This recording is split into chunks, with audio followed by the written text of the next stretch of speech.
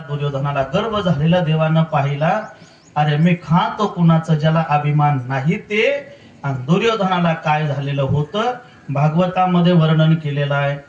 त्याला आवडतं काय?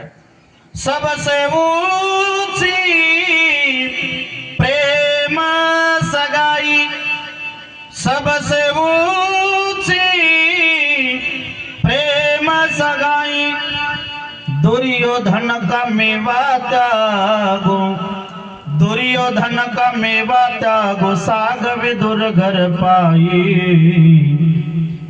सबसे ऊंची प्रेम सगाई, सबसे ऊंची प्रेम सगाई, ऐसे प्रीतम निवारा, अरे गोपी मन नाच नचाई. सबसे ऊंची प्रेम सगाई, सबसे ऊंची